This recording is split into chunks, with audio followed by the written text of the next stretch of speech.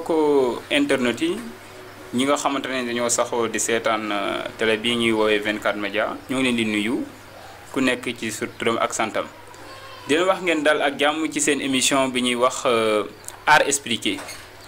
émission bi ñuy wax art expliqué nag émission la boo xam ne dañ ko jagleel lépp li nga xamante ne rek laal na wàllu art dinañ indi koo xamante ne xam-xamam màcc na ci mu tojal ñu yax bi ñu xam ko bu baax ba dootuñ ko jaaw rek rawatina ci œuvre yi nga xamante ne mooy téere yi nga xamante ne suñu xale yi dañ koy jàngee ca école ba ñu xam lan lay wax bu baax a baax xam aussi lan mooy njariñ ba su ëllëgee ñu mën koo lii permettre aussi aux élèves ñu am benn explication bu méticuleuse bu détaillée ci li ñuy woowee ci seen œuvre au programme.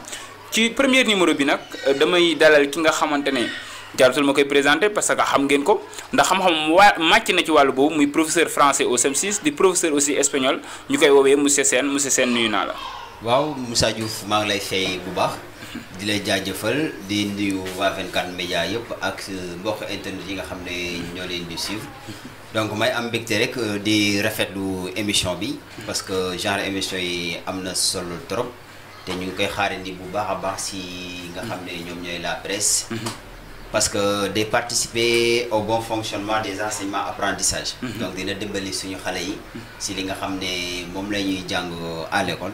donc ñu mun ko compléter à travers maintenant peut-être les réseaux sociaux wala à travers la presse. atama dañuy jaajëfal bu baax a baax. di la jaajëfal bu baax ci acceptation bi ñu defal.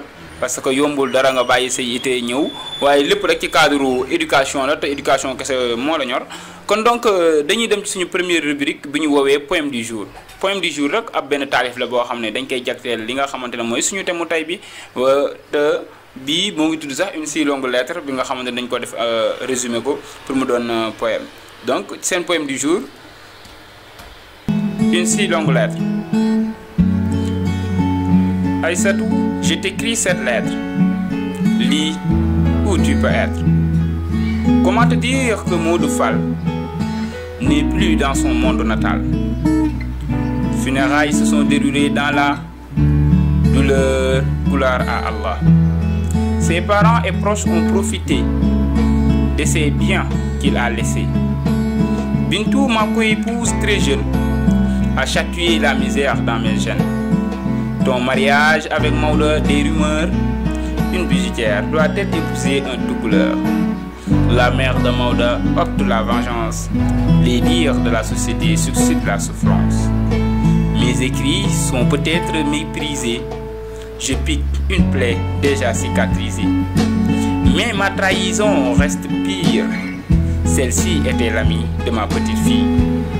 Que Maodo lorgnait des yeux.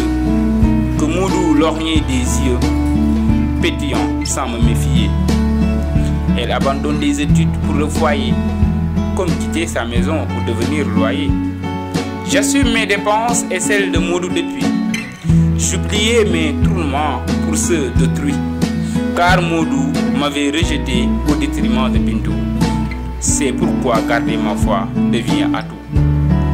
J'ai oublié que notre parcours était jalonné d'épreuves difficiles que je songeais. Je voyais lors des mariages des riches valises, mais sache que nul mariage n'est lisse. J'avais donné plus que j'ai reçu, finalement j'ai été déçu. J'ai fêté hier son 40e jour, que Firdausi soit son séjour. Ce même jour, j'ai reçu Tamsir, qui sentait envers moi un vif désir. Tamsir, un grand frère de Modou. Je n'accepterai jamais ces mots doux. Après ce dernier s'ajoute Daouda, qui me préférait plus que Saminata. La polygamie reste un phénomène qui engendre la discrimination dans la reine. Familial, enfin le tour de Bermère. Après la mort de Modou, sa vie est amère. T'as rivalisé avec une femme de 12 enfants. Voici les mots de ma fille d'Abba. La mère de famille, même s'il n'est pas âgé, n'aura pas le temps pour voyager. Elle a sûrement le temps pour mourir. Encore des formules et mandats de la bouche de ma grande-mère, des paroles qui touchent. Une famille, des enfants, des lamentations. occupé de sa famille est une dure mission. MSD. Donc loolu moo nekk li ñuy wax seen poème du jour muy poème bi nga xamante ne dafay collé wu ak suñu thème tey bi di une si longue lettre monsieur Sène poème bango poème du jour. waaw Moussa may rafetlu poème bi rek. nga xam ne taalif ba nga def la jagleel ko œuvre bi une si longue lettre te buñ ko xoolee mën nañu wax ne taalif bi tënk na li nga xam ne moom moo am ci biir livre bi. ba tax na am na solo trop ma la ci remercier parce que nekk na ab taalif boo xam ne daw na yaram. Donc merci beaucoup monsieur Sène léegi nag ñu ñëw ci affaire bi li nga xamante ni mooy téere bi téere une si longue lettre nit bu déggee rek une si longue lettre moom dina ko jaaxal de. waaw mooy lan ci téere bi. waaw dëgg la ak lan mooy tamit une si longue lettre. waaw. waaw loolu dëgg la am na solo trop. parce que boo déggee une si longue lettre. même bu nekkee si ab nasaraan sax déjà titre bi rek. xëy na peut-être dina comme nan laa koy waxee dina éveiller ay soupçons. xëy na dina lay junj dara si sa xel. parce que ab lettre ab bataaxal la. léegi nag xanaa kay lu si bees kay une si longue lettre bi bu ñu demee si wàllu nasaraan si français foofu adverbe bi si bi moom mooy def la différence moom mooy changer la parce que si adverbe d'intensité la. donc foofu mun nañu wax ne day dooleel. li nga xam ne moom mooy titre livre bi. ba nga xam ne bu ñu ko doon traduire comme Mame Younouss Dieng nu mu ko traduire ci kàllaama olof. ab bataaxal bu guddee nii. donc loolu firnde na guddaayu lettre bi. ba tax na donc ñu koy méngale ak ab lettre boo xam ne dafa gudd. kon loolu mooy li nga xamante ne mooy titre roman bi noonu la ko tuddee téereem waaw moom mi ko bind muy Mariama Ba.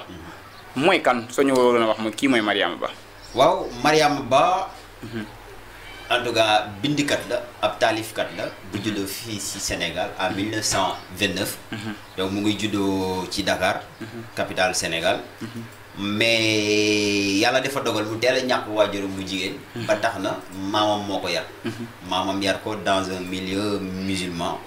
donc wax milieu musulman rek di nga wax foofu ay croyances ay ngëm-ngëm. Mariama Ba tamit jàng na fréquenté na école. ba yàlla def mu dem à l'école normale William Ponty. foofu la ñuy tàggatee autant ab jàngalekat yi ci école primaire bi. donc mu suivre foofu formation ba génn. am diplôme jàngalekat. mu yàlla def tamit mu dem jàngale ji donc servir na jàngale na ñaar fukki at ak yu teg ñaar. donc 12 ans d'exercice. balaa maintenant mu ñaan détachement parce que amoon ay jafe-jafe yaram bu sutante léegi ñu daal di ko détaché maintenant yóbbu ko au niveau de l'inspection. mun nañu wax ne tamit Mariama Ba yàlla dogal na bu bokk ci jigéen yu njëkk. boo du ma wax rek Sénégal mais Afrique. boo xam ne ci jigéen yu njëkk a taxaw. takk seen sër. donc ne ñoom dañuy xeex autant pour moi ak yelleefu jigéen. donc loolu ñu ko koy rafetlu bu baax. parce que nekk na loo xam ne jamono boobu noonu laaj na woon jàmbaar laajoon na lu bëri parce que fii mun nañu wax ne nous sommes juste après les indépendances. donc foofu jafe woon na trop nga gis ku jigéen. koo xam ne jàng na ba mun a accéder à un certain niveau. donc Mariama Ba am chance boobu jàng ba pare nag taxaw ci terrain bi ne moom day xeexal ñi nga xam ne ñoom ñooy mboqaw jigéenam yi. ñax ñu respecter seen àq ak yelleef donc en quelque sorte kii mooy gi nga xam ne moom mooy Mariama Ba. kooku moom parcours am moom nekk na parcours bu phénoménal donc bu doy waar boo xamante ne ku nekk jigéen rek njàng soxal la te war nga cee mën a inspiré wu pourquoi pas doon koo xamante ne yaa gën a raw sax Mariama Ba parce que ay références lañ ay idole lañ yoo xamante ne ñoo ngi fi. donc à part ça ñu ñëwaat ci li nga xamante ne Mariama Ba mooy ki bind téere bi waaye léegi ñu ñëwaat ci li mu bind sànq fàttali woon nga ma titre bi nga ne ma titre téere bi moo ngi koy tuddee une si longue lettre. indi nga ci ay explication mais bu ma déggee bu baax une si longue lettre kon c'est une lettre boo xamante ne dañ koy bind te fu ñu déggee une lettre bu ñuy bind am na kiy bind am na ku ñu koy bind kon ñu ñëw ci biir xuusandi ci biir téere bi di laajte kan mooy bind ci biir téere bi lettre bi ak kan la koy bind. waaw loolu am na solo Moussa. parce que souvent nit yi dañuy jaawalee Mariama Ba. ak ki nga xam ne moom moo nekk ci ab téere bi. di bind ab lettre bi. te bokkul. donc fii nii day baax trop ñu daal di méngale leen séparer leen donc ñu distinguer leen. Mariama Ba moom nit la am nit njaay la koo xam ne nekk na existé na dund na. donc comme man en chair et en os. léegi moom nag moom moo créé ab œuvre am ab bataaxal comme kuy bind kuy créer œuvre donc di nga créer say personnages. jox leen ay tur ay sant ay dëkkuwaay créer sa cadre bi peut-être si dëkk bi lay xewee si réewum taax lay xewee wala ci téeru yi wala feneen et cetera ba nga am cadre bi nga xam ne contexte bi nga xam ne yaa ko soxla pour mun a créer sa œuvre fii tamit Mariama Ba noonu la def donc mu jël ay personnage am si personnage yi Ramatoulaye si la bokk Ramatoulaye moom moo nekk ki nga xam ne moom mooy bind ab lettre bi si biir donc moom mooy bind téere kii ab bataaxal bi lettre bi léegi nag kuy bind lettre xëy na di nga ko jagleel nit ku mu koy jagleel tamit moom mooy ki nga xam ne mooy xaritam koo koy Aïssatou waaw kon donc loolu la nañ kon ñu bañ def différence entre l'auteur et les personnages kon donc ci personnage mooy ñi nga xamante ne nag léegi ki nga xamante ne day bind téere bi day defee de sorte que dina créer ay nit yi nga xamante ne même bu ñu amul sax moom dina leen exister wax loo leen def leen lépp su ma déggee bu baax waaw kon ñooñu kii bind moo ngi tudd Ramatoulaye ki muy bind moo ngi tudd Aïssatou ndax Ramatoulaye ak Aïssatou moomu di bind parce que boo ma nee sànq lettre bi dafa gudd nga war a bind nit lettre c'est pour peut-être nga annoncer ko benn affaire xibaar c'est pour peut-être nga gën koo xam wala mais est-ce que ñoom ñaar ñoo xamante woon nañ wala daam lu mu koy annoncer rek ñuy bind lettre waaw dëgg la buñ ko jëlee foofu mun nañ wax ne Ramatoulaye la moo tax mu doon bind ki nga xam ne mooy Aïssatou xaritam ab lettre bi donc mun nañ ko jàngatee lu bëri xëy na peut-être pour yëgal ko mbir mu xew la xëy na tamit peut-être da koy comment dirais-je daa am lu mu soxla woon mu génne ko xëy na naqaru xolam la soxla woon pour évacuer ko moo taxoon mu koy yéegee Aïssatou te comme ça ni nga ko waxee nee naa si début bi Aïssatou xaritu Ramatoulaye la mais daa nekk xarit boo xam ne nekkul loo xam ne par exemple tey rek déedéet dafa doon loo xam ne dafa yàgg te Olof Njaay daane lu yàgg rek dëgg la Ramatoulaye ak Aïssatou yàgg nañu ànd ñoom ñoo nekkandoo juddoo si même quartier bi même seen kër yi sax dafa taxale ñoom ñoo taxale woon donc ñoom ñoo màgg jàngi alxuraan et cetera parce que buñ duggee si œuvre bi dès longtemps foofu mu ngi koy firndeel mu ngi tàmbalee ab lettre bi di naan Aïssatou donc loolu moo si njëkk a neex premier araf bi nga xam ne moom mooy ubbi œuvre bi moom mooy Aïssatou bu koy tëj moom mooy Ramatoulaye donc ñaari mots yooyu extrémité benn bu njëkk mooy Aïssatou bu mujj bi moom mooy Ramatoulaye ki ñuy bind très bien après ki bind voilà moo jeexal moo ko jeexal donc loolu c'est de l'art foofu art la ensuite mu ngi koy naan Aïssatou j'ai reçu ton mot donc mu ngi koy naan jot naa sa bataaxal en guise de réponse mu ngi koy naan j'ouvre ce cahier point d'appui dans mon désarroi notre longue pratique m'a enseigné que la confidence noie la douleur donc foofu mun nañu wax ne xëy na moom daa am naqaru xol boo xam ne bugg na ko yéegee Aïssatou parce que au moins xëy na bu ko génnee rek dina féex te loolu aussi loo xam ne lu dëgg la lu wër la des fois boo amee loo xam ne de la métti il suffit que nga wax ko nit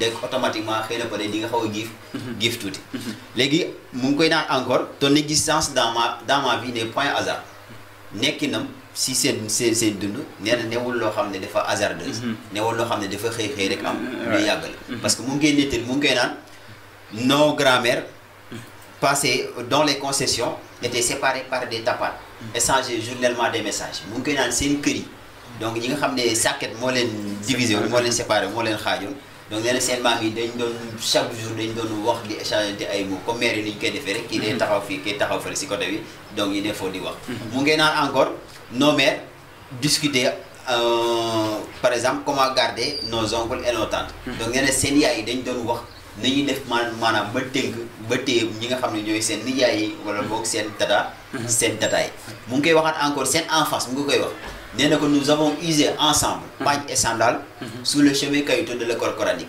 foofu mu ngi koy rappeler ñoom bu ñu doon dem jàngi si par exemple daara ja mu ngi koy rappeler donc ñoom ñaar fu ñu encore suulee seen bëñ yi mu ngi naan nous avons enfui ensemble dans le même trou nos dents de lait implorant aux faits-souris de nous le restituer plus belle donc ñoom ñoo jaalandoo nee na ko ñu ngi rappelé wu ñoom ñoo suulandoo ñoom ñaar seen bëñ yi di naan ab jënax yàlla mu joxal leen ko mu gën a kon yooyu bu ma jàppee bu baax ay fàttalika la yi nga xamante ne ñoom ñaar dundoon nañ ko kon li nga wax sànq leer na naa ñi pour ñi nga xamante ne ñoom ñuy suivre suñu mbokk internet yi di leen wax ni leer na muy Mariama Ba boo déggee kon donc Ramatoulaye mi la bëgg a wax boo déggee ci entame bi kon mën nañoo wax ne kon Aysatu da koo bindoon ab lettre ba mu jotee lettre bi mu war koo tontu kon tontin bi moo nekk nii mu koy bindal di ko wax kon donc ci kaw wax nga loo xamante ne ay souvenir la yi nga xamante ne des souvenirs nostalgiques la yoo xamante ne moom kon nameel la yi nga xamante ne xale bu nekk jaar nga ca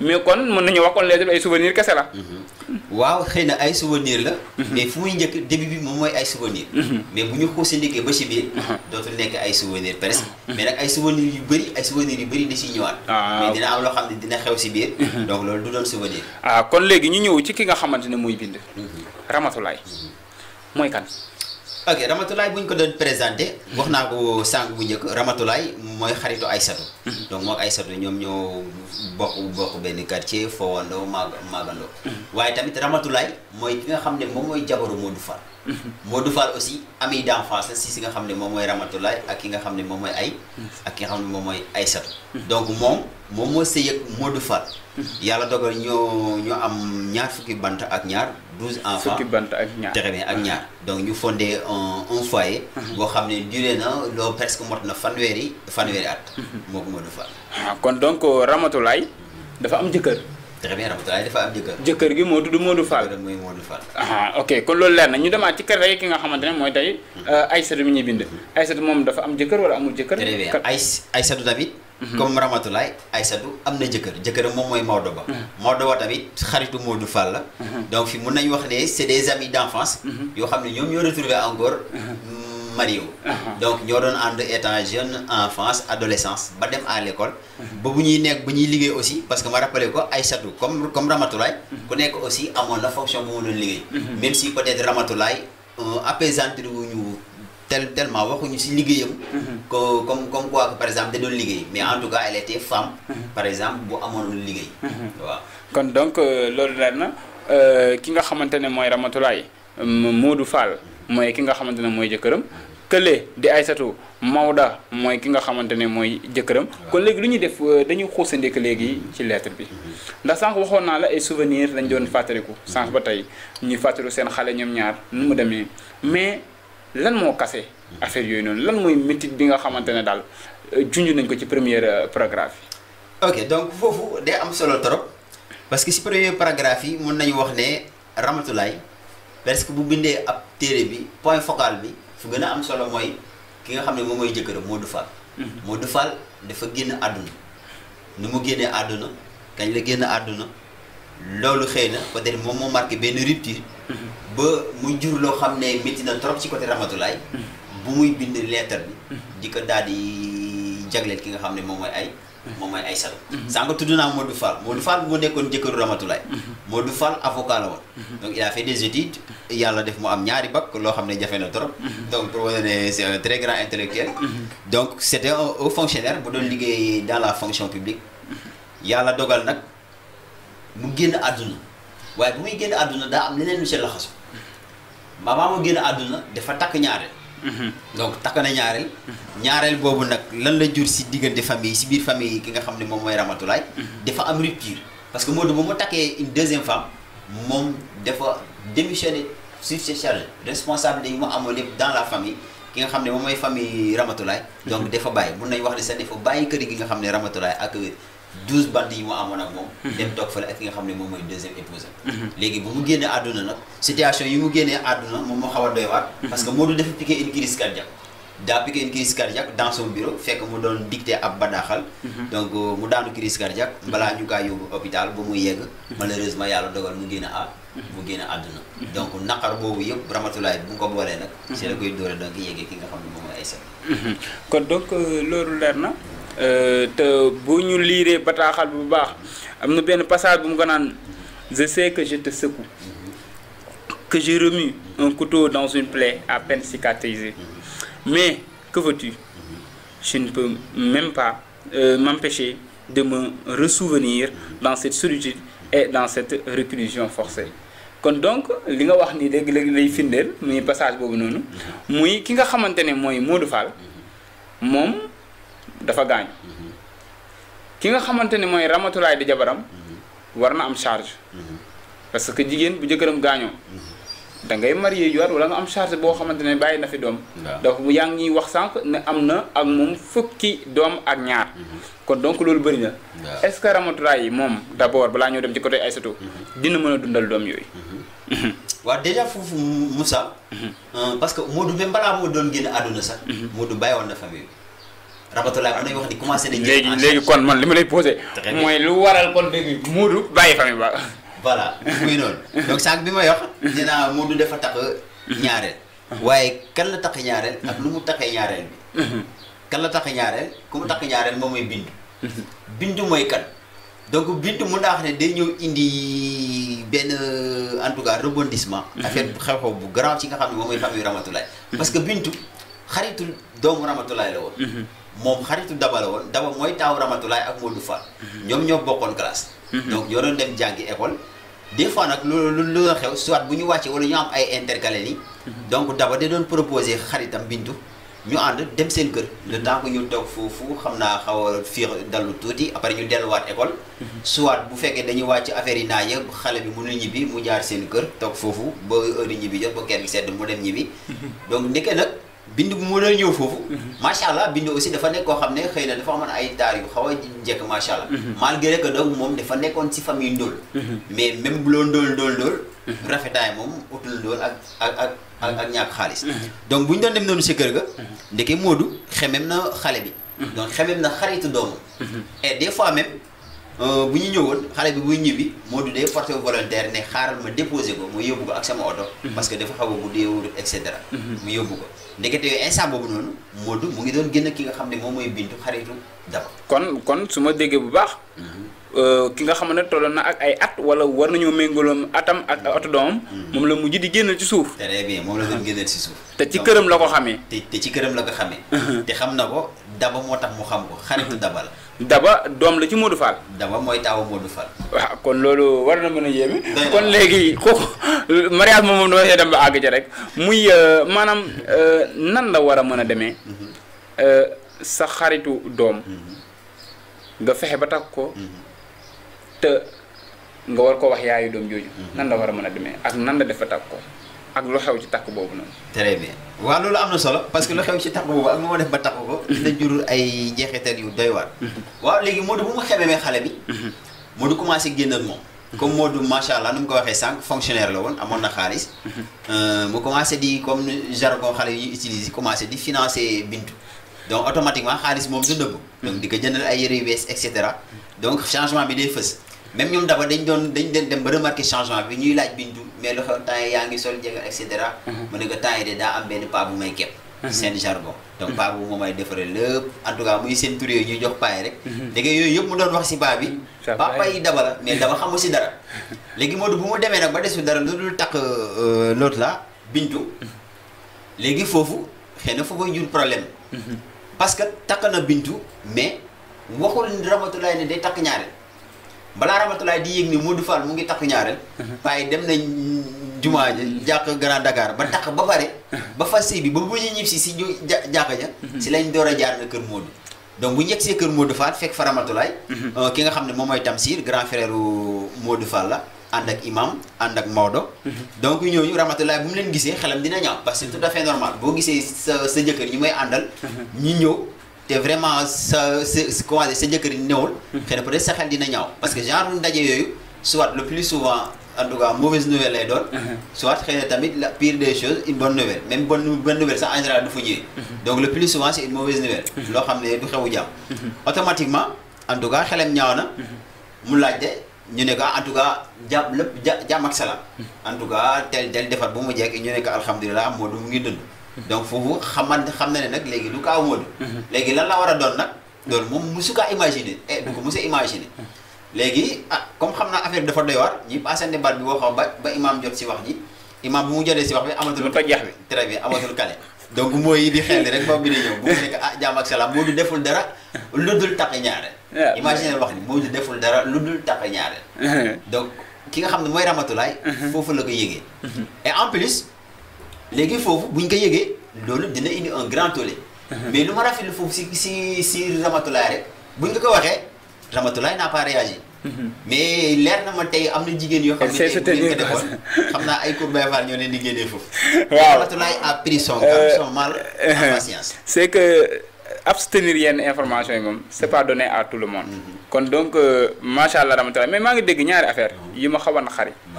muy première bi waxuma da ngay takk jabar.